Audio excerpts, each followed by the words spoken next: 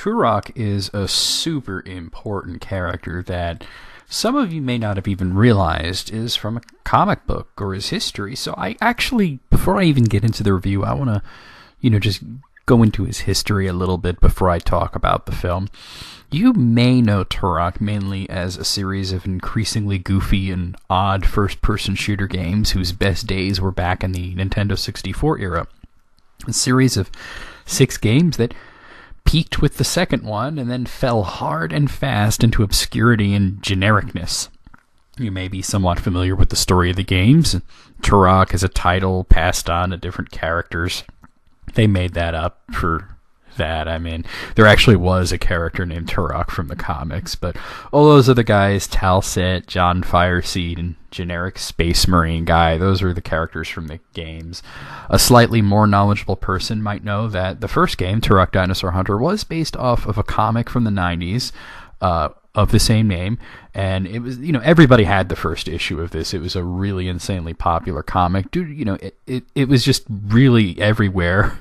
It was the highest selling non-Marvel or DC comic ever, or at least the first issue was. It fell off hard after that because it really wasn't that good.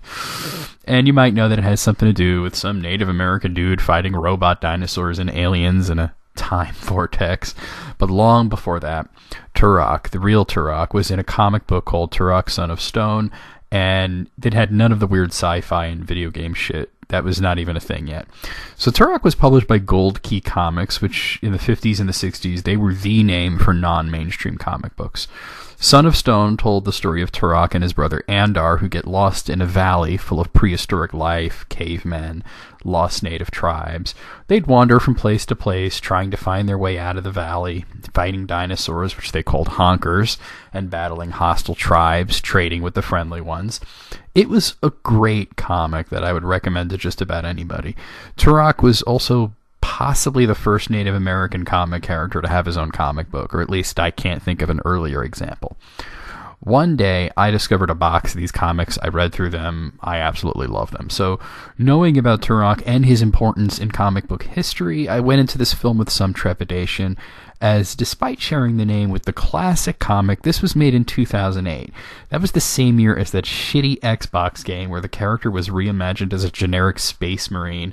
And despite the fact that the game was published by Disney, the animated film had nothing to do with Disney. It didn't have that Disney polish. It was loosely connected to DreamWorks, actually. So, okay, how was it?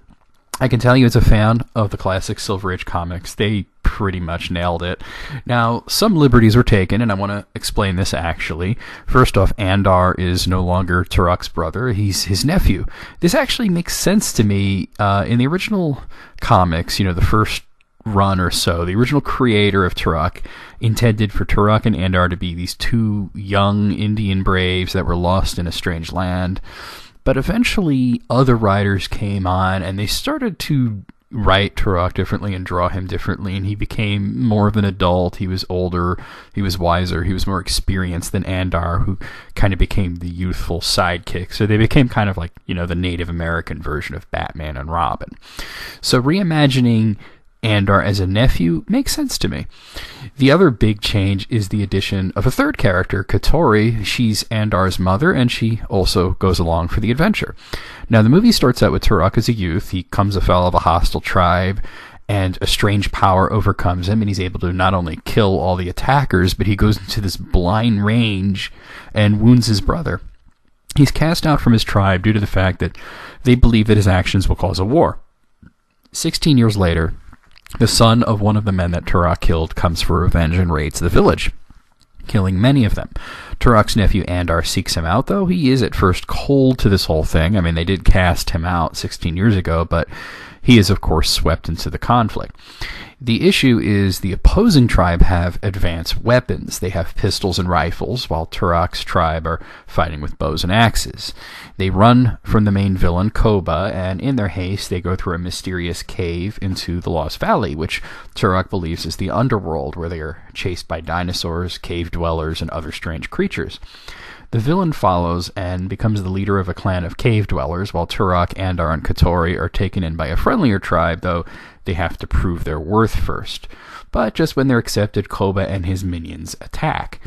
The movie also actually has a theme to it, which you can't say for a lot of direct-to-DVD animated comic book movies. Some of them are just, here's this story, here's the good guys, here's the bad guys, and sometimes that's all you need. But this one actually has a theme of blood follows blood, which gets into a lot of different levels of it, the most basic of which is that, violence begets violence, but it also has to do with cycles of revenge and things like that.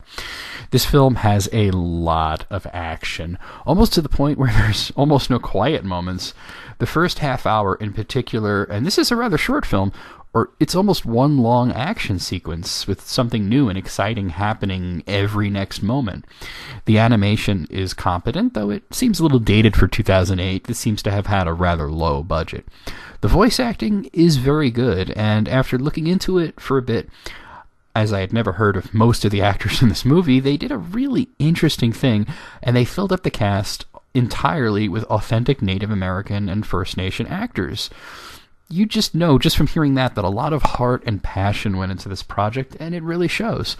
My only big complaint is that it really could have been more like the old comics, with maybe brighter colors, and the violence should have been toned down just a little bit. I mean, after 6 video games with buckets of blood and gore, I guess people would expect a Turok movie to be insanely violent.